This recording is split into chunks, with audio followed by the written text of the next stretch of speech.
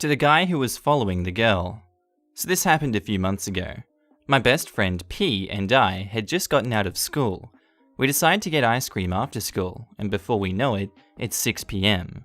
We leave the ice cream shop, which happens to be next to the liquor store, small city. We notice this shady guy standing outside the store, and we try to brush it off, but there's just something not right about him. A woman leaves the liquor store, and she's dressed nicely, in a dress and heels. She starts walking, and before we know it, the guy starts following her. My friend and I get concerned, so we decide to tail him a little bit to make sure that he doesn't have any bad intentions. Things escalate when we realize that he's filming this woman and she has no idea. It's disgusting. He's following her and he has his phone out, trying to get a better video of what's under her skirt. P and I look at each other and have a mutual understanding. We know we have to do something. So we take a deep breath and somehow manage to put ourselves between the woman and the man. We hear him curse, but we don't dare turn around. We are spread apart, making sure there's no way he can get her on film.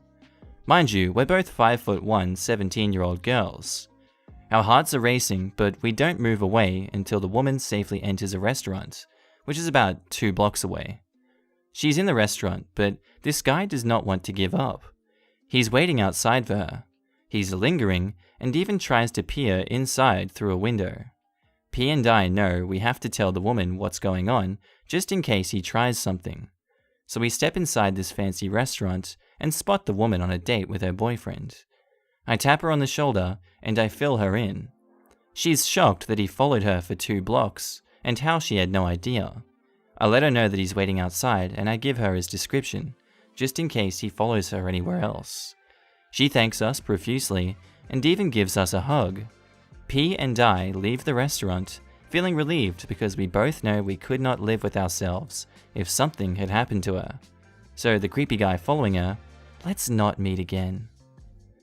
Yeah, don't follow people around like that. Creepy. Almost kidnapped by a creep at a gas station. When I was 17 and 18-ish, I was driving home from a friend's house after a movie marathon. It was around 1 a.m. when I left, and a decent drive. Not quite halfway, my gas light came on.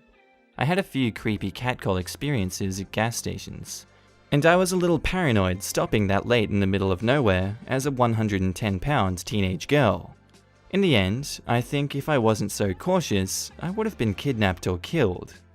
The first gas station I came across was well lit and in a pretty open space. I drove up to the pump and looked around my car mirrors before getting out. As I was starting to pump gas, this normal-looking guy came out of the gas station and started smoking a cigarette. The pump kept clicking off and not working, so I started messing with it, trying to get it to pump. The guy starts watching me, laughing. I assumed he was just laughing to himself watching a teenage girl trying to pump gas. After getting maybe a quarter of a gallon, I gave up and moved to a new pump. After this point, if I didn't do absolutely everything I did, I would have been screwed. When I got back into my car, I locked my doors just to drive to the other pump. I checked all of the mirrors before getting out or shutting off my car again. It was an old 90s Beetle that didn't start right away. That's when I saw the guy walking up to my car. He was smiling, walking up to the driver's side window. Not wanting him next to me, I rolled down the passenger window. He paused for a moment, then smiled to himself and walked to the passenger window. He stuck his head all the way inside my window to talk to me. Him. Hey, I know this seems real weird, but I promise I'm not a creep or anything. My car broke down. Points to the red SUV. And I need a ride home. It's just a half-mile up the road. Sorry, but I don't know you. Nah, I totally get it. I thought it was pretty weird as I was walking up here, but it's only half a mile up the road. I'm totally stranded. I wish I could help you, but I really don't know you. Yeah, I gotcha. If you had a truck or something, I'd offer to ride in the back. He looks expectantly at me. I'm sorry, no. All of a sudden, he looked ticked. He yanked at my door, but I had it locked before. Then he reached for inside my door handle through the window. My car was still running, and I slammed it into first and peeled out as he opened the door. The car taking off slammed it shut, and I sped off. I called the police after I got away. They looked at the gas station cameras, and right after I left, he got into his red SUV and drove off. If I hadn't locked my doors the second time, I would have been screwed. If I let him come to the driver's side window, he could have grabbed me. If I had shut off my car, I wouldn't have been able to drive off in time. If I didn't double check my mirrors, I would have been outside my car when he came up to me. Yikes, that's a lot of things you have to do right in order to not be kidnapped. That is genuinely scary. I think I was drugged by 2 men. When I was 21, I used to go bar hopping, as college kids often do. It was a fun way to take the edge off of school. One night it was freezing in the middle of March, and me and my friends took an Uber and landed in the middle of downtown. We started the night off at a popular bar. This place lined with stone in the rickety basement of an old hotel. I've never been married to alcohol, but I drank my fair share in my life. I kicked it off with a light dessert drink. 1 White Russian. My friends grabbed a table while I still waited at the bar for my drink. The bar was packed on this night. Throngs of people, murmurs at tables, lots of chattering. Faces became blurry in the mix. As I was seated, 2 men came up and sat next to me, so that I was in between them. From what I remember, one man had a beard and a sort of familiar face to me, like someone I'd passed on the streets of my hometown before. I was from the town. The other was very blonde, slender, hawkish. His eyes seemed to move constantly, surveilling his surroundings. The bearded man struck up a conversation with me and asked for my name.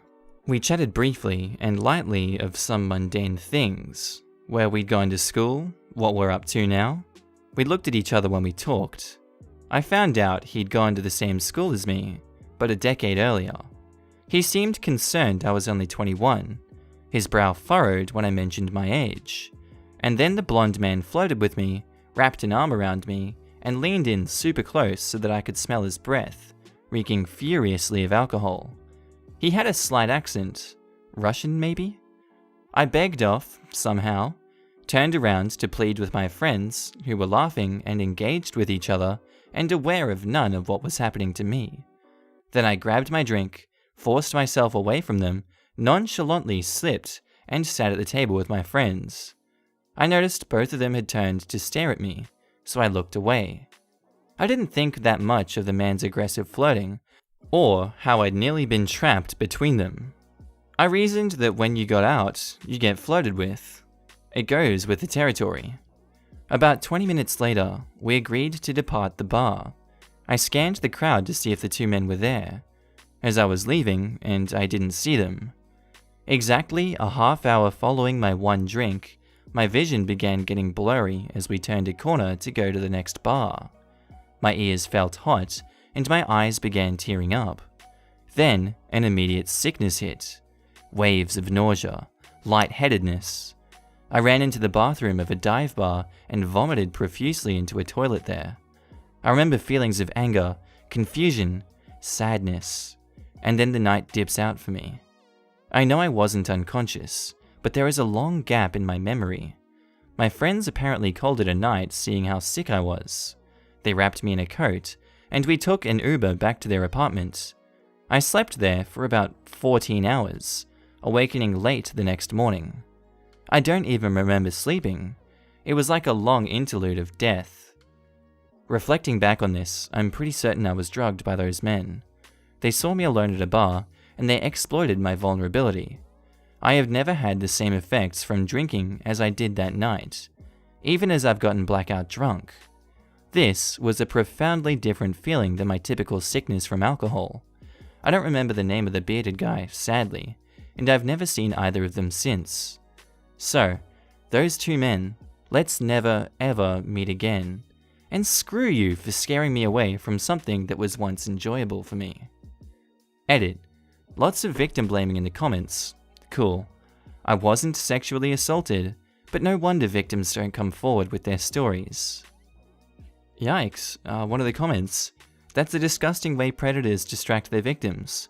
One of them talks to you while the other one spikes a drink. God knows what they were planning, but I'm glad you got out. And yeah, I'm glad that they got out too, OP. Congratulations for surviving that experience. Anyway, that is all for today's episode, folks. Thank you for voting for r/Letsnotmeet. If there's any way you want me to do these kind of episodes differently, please do tell me in the comments, and I will make an r/choosing beggars post tomorrow as per the results of the poll. Thank you all again for voting, and I'll see you in the next episode. Bye.